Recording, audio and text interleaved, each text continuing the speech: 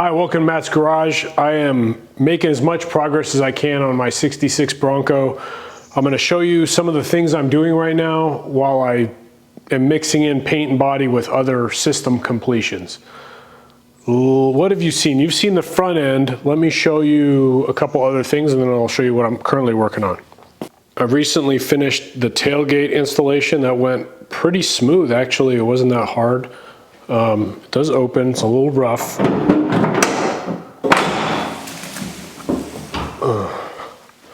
I've got the cable, the replacement cable kit instead of the bars. And then I have the spare tire inside the tailgate situation because it's a 66. It wasn't like that when I bought it, but I thought it'd be cool to have it be kind of original that way. I also still have the original jack mount back here. When I close this, question for you guys, when I close this, I have to pull the handle out in order for it to shut. Is that how you guys do it, or does yours automatically close? I don't know if I have the strikers not adjusted properly or what, but I have to pull out the handle to close the tailgate. Let me know if that's normal.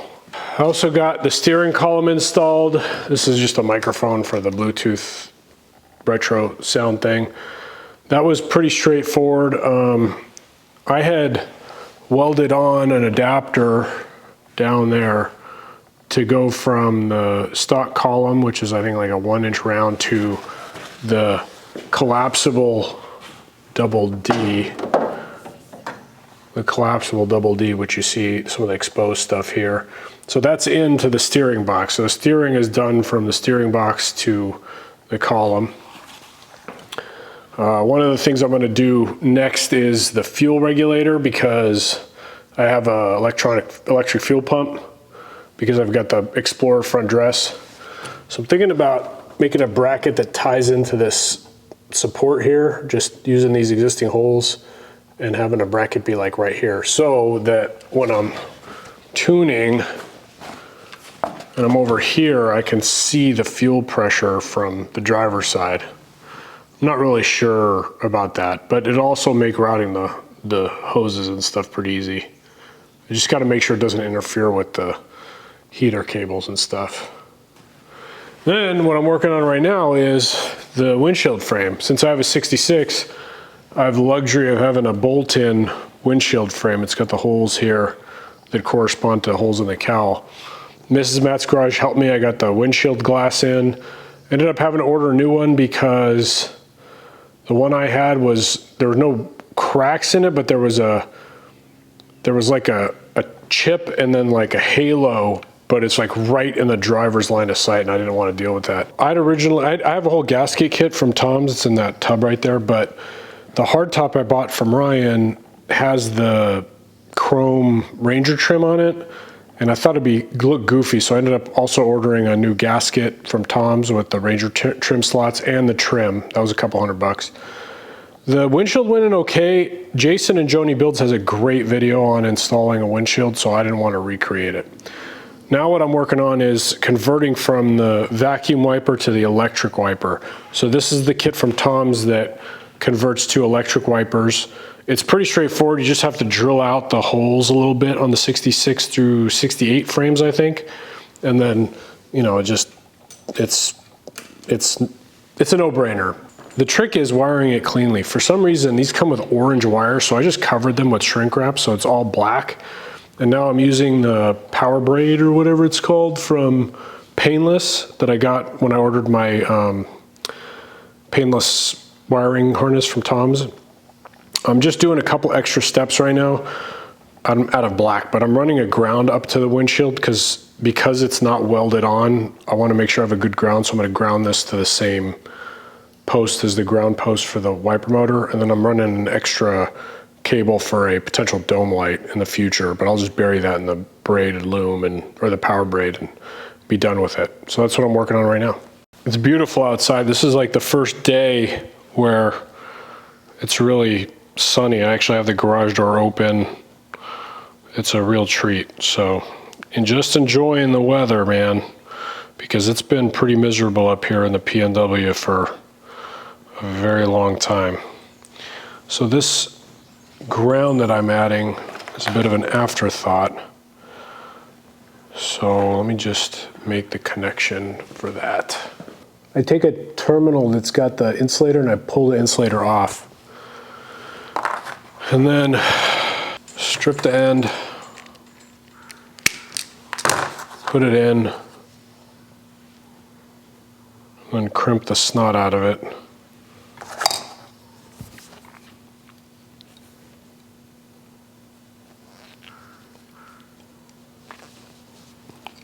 And that's not going anywhere. You have to attach these wiper motors with something. They say use a self-tapping screw. I don't like self-tapping screws, so what I do is I just marked the holes and I drilled it and then I tapped it for a 10.24 standard screw. I think makes for a much cleaner installation. By the way, if I ever make anything look easy, just know it's because I didn't bother actually recording the effort it took to get it done, because nothing, well, almost nothing is very easy on this truck. Okay, and then there's these little holes in here in the windshield frame for securing wiring. They use metal clips, but I have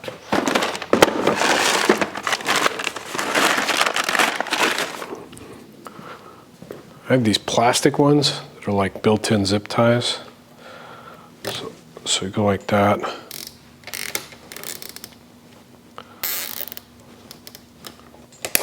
Okay, and that can go there, so that'll hold that there. All right, let me bring you in close. I mean, it looks pretty professional and clean, so that's good. Now I have the sun visors here. They're a little rough, but I'm gonna use them. They need to be cleaned a little bit. Debating whether or not to tape it off and just paint these black. Actually, I have like a silver paint. Maybe I'll do that. Let me do that while I look for the screws as well. So I'm gonna clean these, tape them off, paint the legs, and then come back with the screws. I found the screws for the visor. I shot them with the same, it's metallic aluminum. It's pretty good at cleaning stuff up. I mean, it wouldn't pass the concours test, but it passes the Matt's Garage test. While we're waiting for paint to dry, I cleaned those as best I could. Let me talk to you about the doors a little bit. So, you know, these were covered in rust holes and everything. So these turned out pretty good. So where they're at right now is in epoxy. All the body work is done. Now I'm spotting a little flaw here, but in any case, what I'm gonna do is flip them over, paint the backside red, then let it sit for 5 days. Because I've found that when the clear coat's fresh, if I put it onto this stand, this will transfer onto the clear coat unless you give it several days to harden. So while I do that, while I wait for that, then I'm gonna move on to other systems like the fuel system and other wiring. Probably gonna get the harness run to the back, get the rear lights wired up, the fuel tank or fuel pump, the sender, the reverse light, all that stuff, get it wired up. Reverse light's kind of pointless on this because, well, it's a 66. Did I get reverse lights? Maybe I got reverse lights.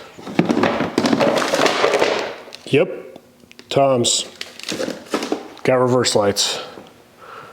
So I'll do that. I might hook up the tie rod and get all the toes set. I've got those plates over there on the wall, right there. Not the homemade differential spreader, but behind that, those two plates are for measuring toe. So I'll get that done on there. What else? I like these fender covers from Tom's. I don't know. Let's just wait for paint to dry. Oh, because this is 66, there's supposed to be like a rubber, there's supposed to be a piece of rubber between the cowl and the windshield frame, a really thin one. It doesn't come with any of the kits. So I actually went online to a rubber supply place. Let's open this up. I'll show you.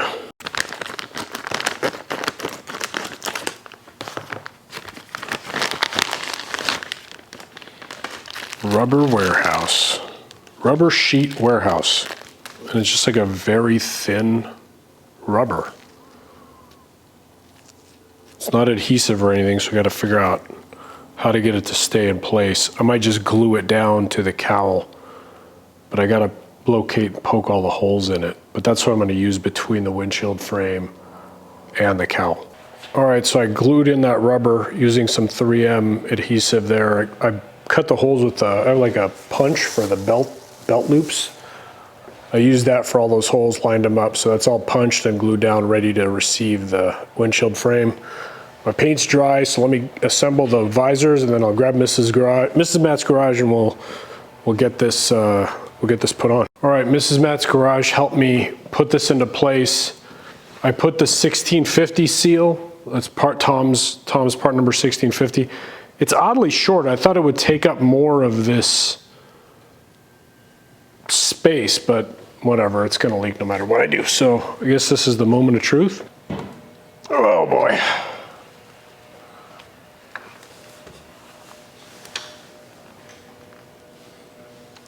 All right, man, I have a windshield. The seal is comically long, so you gotta trim it to fit, but this is looking good. I bought these fancy stainless ones from Tom's because the ones that were on there weren't even, like, they were, just trust me.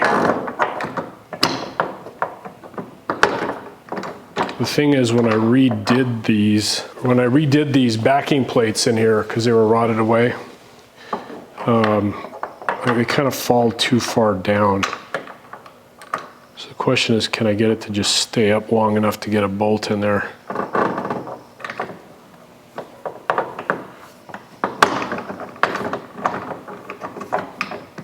Oh.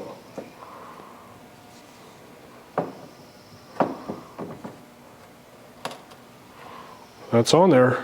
All right, I'm just gonna clean up and do a glory shot here.